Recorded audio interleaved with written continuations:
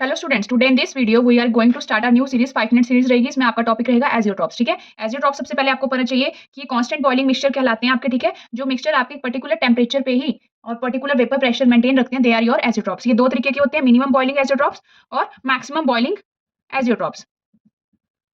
Okay, minimum and maximum boiling azeotropes. उसके बाद second point जो आपको पता होना चाहिए, दे डेविएट फ्रॉम द रॉयलेट्स लॉ। ठीक है, रॉयलेट्स लॉ से ये डेविएट करते हैं।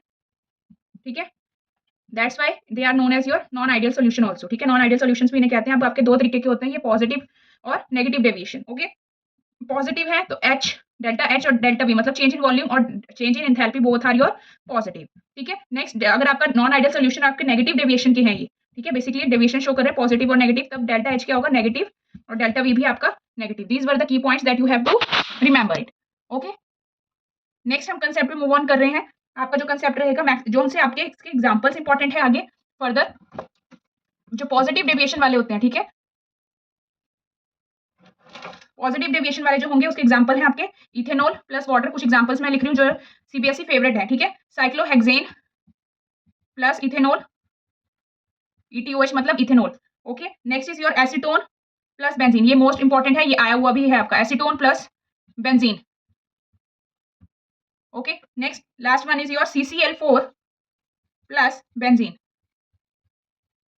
अब नेक्स्ट हम एग्जांपल्स मूव ऑन करेंगे, plus acetone. Okay, next example जो इंपॉर्टेंट है, वाटर प्लस नाइट्रिक एसिड। ये मोस्ट इंपॉर्टेंट है, ये आया भी हुआ है। ओके, एसिटिक एसिड, ए लिख रही हूं मैं, acetic acid plus pyridine। Okay, next one is your water plus HCl।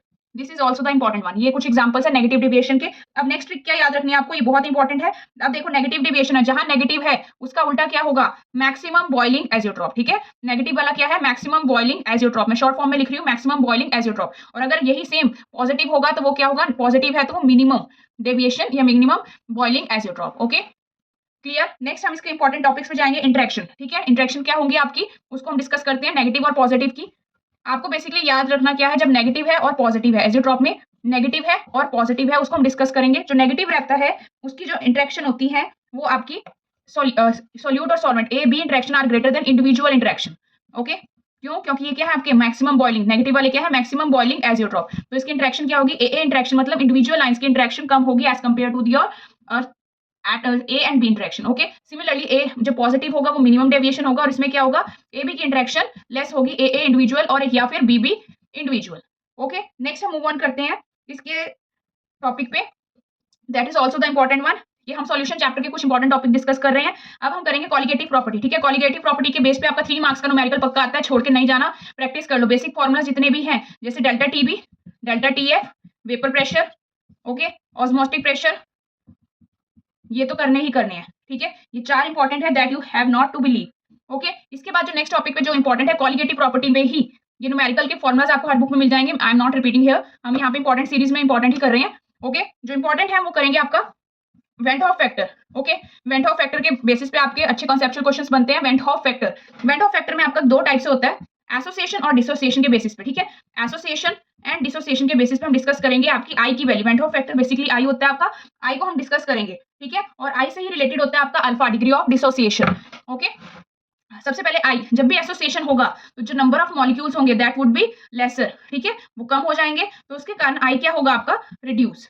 और रिड्यूस होने के कारण आई क्या होगा आपका, आई डायरेक्टली प्रोपोर्शनल होता है। कोई भी आपकी colligative property, for example elevation in boiling point लेते हैं, ठीक है, उसके डायरेक्टली प्रोपोर्शनल होता है। तो जितना आपका आई रिड्यूस होगा उतना ही आपका डेल्टा टी भी रिड्यूस होगा। इसको हम अभी थोड़ी देर में क्वेश्चन के थ्रू एक्सप्लेन करूंगे, एग्जांपल के थ्रू। ठीक है, अब इसी को डिसोसिएशन में क्या होगा, number of molecules will be increase. ठीक है, नंबर ऑफ मॉलिक्यूल्स इंक्रीज हो जाएंगे डिसोसिएशन के कारण, तो आई क्या हो जाएगा, बढ़ जाएगा आपका। और आई बढ़ने के कारण क्या होगी, आपकी सारी कॉलिगेटिव प्रॉपर्टीज भी इंक्रीज करेंगे। ठीक है, ये बेसिक सा है। अब इसको हम एक की कंसेप्ट के थ्रू भी करवा रही हूँ, इसका अल्फा और आई का रिलेशन। ओके, फॉर एग्जांपल आपके पास अगर इथेनोइक एसिड दिया हुआ है, ओके, इथेनोइक एसिड दिया हुआ है in benzene, you should know that अगर बेंजीन है और इथेनोइक एसिड है, ठीक है, इथेनोइक एसिड और बेंजीन में क्या होगा आपका, your i will be reduce to your half. ठीक है, क्योंकि ये डायमर की फॉर्म में एग्जिस्ट करता है, ethanoic acid in benzene dimer की फॉर्म में एग्जिस्ट करता है, तो इसके कारण इसकी आई की वैल्यू विल बी रिड्यूस। तो जो आपका डेल्टा टीबी होगा दैट विल बी हाफ।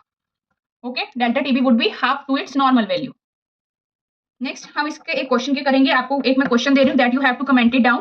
ठीक है, इसके बाद अल्फा, जो फटाफट एक बार अल्फा भी देख लेते हैं। अल्फा का रिलेशन क्या होता है, I-1 N-1। ठीक है, आई क्या है आपको, वेंट हॉफ फैक्टर पता है, एन क्या है, number of molecules. For example अगर आपको BaSO4 दिया हुआ है, ठीक है, ये Bn नाइट्रेट दिया हुआ है, अगर इसको एक्वा सॉल्यूशन देंगे they will be reduce to your 2 ions.